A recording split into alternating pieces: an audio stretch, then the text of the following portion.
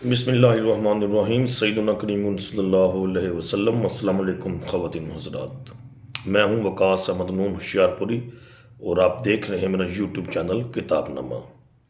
آپ بھی سوچتے ہوں گے یہ مولوی روزانہ کتابیں بیٹھ کے پڑھتا رہتا ہے۔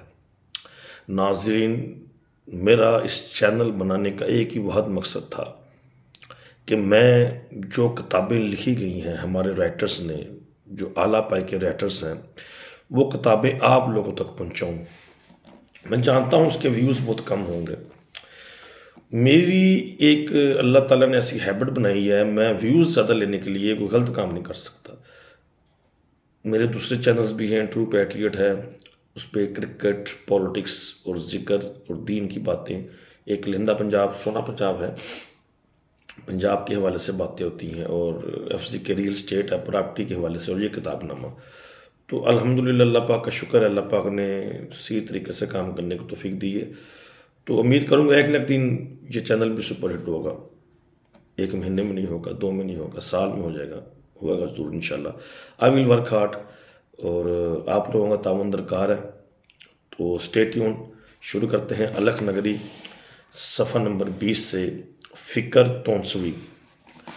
فکر تونسوی میرا ہمکار تھا، دوست تھا، ساتھی تھا۔ گزشتہ 3 سال ہم نے اکٹھے گزارے تھے۔ فکر میں عجز کوٹ کوٹ کر بھرا ہوا تھا، گردن اٹھا کر نہیں لٹکا کر چلتا تھا۔ اسے باتیں کرنے کی نہیں بلکہ سننے کی عادت تھی۔ اس نے کسی معاملے میں کبھی اپنی رائے پیش نہ کی تھی، گمان ہوتا کہ اس کی اپنی رائے ہے ہی نہیں۔ حالانکہ وہ ایک دانشور تھا، در حقیقت وہ دل کی گہرائیوں میں جیتا تھا، اور وہ اتنی گہری تھی کہ کوئی لہر ابھر کر سطح پر نہیں آتی تھی۔ اس کے چہرے پر ایک پھیکی مسکراہٹ کے سوا کسی رد عمل کا اظہار نہیں ہوتا تھا۔ فکر غربت میں زندگی بسر کر رہا تھا۔ اس نے کبھی شکایت نہ کی تھی، برتاؤ سے بے اطمینانی کا اظہار نہ ہوا تھا۔ ایسا لگتا تھا جیسے اس نے غربت کو اپنا گھونسلہ بنا رکھا ہو۔ فکر اور مجھ میں کوئی مناسبت نہ تھی، اس کے باوجود ہم دونوں ساتھی بن گئے۔ جب برصغیر کی تقسیم کا سوال اٹھا تو فکر نے کوئی رد عمل ظاہر نہ کیا۔ جب لاہور میں ہندوؤں اور سکھوں کا وہ تاریخی جلوس نکلا جس میں سکھوں کے ہاتھوں میں ننگی کرپانیں تھیں اور ہندنیاں قیام پاکستان پر سیاپا کر رہی تھیں، تو بھی فکر تونسوی میں کوئی اضطراب پیدا نہ ہوا تھا۔ جب لاہور میں چھرا بازی کی وارداتیں شروع ہوئیں تو بھی وہ چپ چاپ بیٹھا رہا تھا جیسے کوئی بات ہی نہ ہو۔ ایک روز میں نے پوچھا، فکر اگر پاکستان بن گیا تو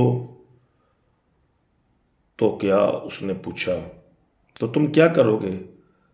کچھ بھی نہیں، وہ بولا۔ اگر فسادات یوں ہی بڑھتے گئے تو بڑھتے جائیں، اس نے بے پرواہی سے کہا۔ تم بھارت جانے کا تو نہیں سوچ رہے؟ میں کہاں جاؤں گا، میں اسی دھرتی کا بیٹا ہوں، اس نے جواب دیا۔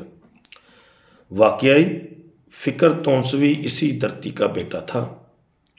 جس ادارے میں ہم دونوں کام کرتے تھے اس کا مالک چودھری برکت علی ایک وسیع القلب شخص تھا، زبان کا کڑوا، بات کا کھرا اور منہ پر آئی کہہ دینے والا۔ اس نے فکر تونسوی سے کہا تھا، فکر تم ہمیں چھوڑ کر جانا چاہو تو بے شک جاؤ، تمہاری مرضی، لیکن ہم ہمیشہ کے لیے تمہیں پاس رکھیں گے، اپنی حفاظت میں رکھیں گے۔ کسی کی جرت نہ ہوگی کہ تمہاری طرف آنکھ اٹھا کر دیکھے۔ پھر ایک روز فکر متفکر نظر آ رہا تھا۔ چونکہ جس ہندو محلے میں وہ رہتا تھا وہاں کے سب لوگ بھارت جا رہے تھے۔ یہ پہلا دن تھا۔ اس کے چہرے پر فکر کے آثار نظر آئے۔ چند ایک روز کے بعد دفتر کے سامنے سڑک پر گنڈے راؤنڈ کرنے لگے تھے۔ ادارے کا مینیجر کٹر قسم کا مسلمان تھا۔ وہ اکثر مذاق میں کہتا، فکر تونسوی اب اپنا انتظام کر لو، ورنہ مجھے ڈر ہے کہ تمہاری وجہ سے وہ اس دفتر کو آگ لگا دیں گے۔ ایک روز میں نے پوچھا، فکر تمہارے کٹرے کے لوگ سب چلے گئے، سب چلے گئے، وہ بولا تم اکیلے رہ گئے۔ میں تو ہمیشہ سے اکیلا ہوں، وہ مسکرایا، اس کی پھیکی مسکراہٹ میں دکھ تھا۔ عین اس وقت گنڈوں کا ایک جتھا دفتر کے باہر آ کھڑا ہوا۔ مینیجر گھبرا گیا، وہ باہر نکل گیا۔ کچھ دیر کے بعد وہ لوٹا۔ ہجوم باہر نعرے لگا رہا تھا، گالیاں بک رہا تھا، اندر ہم سب پر گھبراہٹ طاری تھی، لیکن فکر توسوی چپ چاپ بیٹھا لکھ رہا تھا۔ مینیجر سیدھا میرے پاس آیا، بولا آج سے میری ذمہ داری ختم، اگر وہ اندر آ کر فکر کے پیٹ میں چھرا گھوم دے تو مجھ پر الزام نہ دھرنا۔ بات کیا ہے؟ دفتر کے کارکنوں نے پوچھی۔ بات سامنے دری ہے، وہ بولا، ساتھ ہی فکر کی طرف اشارہ کیا۔ امرتسریوں کے جتھے بازاروں میں گھوم رہے تھے۔ امرتسر میں ہزارہ مسلمانوں کو تہ کر دیا گیا ہے۔ مسلمانوں کے محلے کو آگ لگا دی گئی، دکانوں کو لوٹ لیا ہے۔ جو بچ کر یہاں پہنچے ہیں انہوں نے لاہوریوں کو چوڑیوں کا تحفہ بھیجا ہے۔ مطلب ہے تم مرد نہیں ہو، چوڑیاں پہن کر گھر بیٹھو، ہم انتقام لیں گے۔ جتھے والے کہہ رہے تھے اپنے ہندو سٹاف کو نکال دو، نہیں تو ہم دکان کو آگ لگا دیں گے۔ یہ کہہ کر مینیجر سر پکڑ کر بیٹھ گیا۔ چلو فکر توسوی، میں نے کہا، چلو گھر چلیں۔ احمق نہ بنو، مینیجر چل آیا۔ اسے ساتھ لے کر باہر نکلے تو وہ تم کو بھی چھرا گھونپ دیں۔ غصے کی وجہ سے مجھ میں جرأت پیدا ہو گئی تھی۔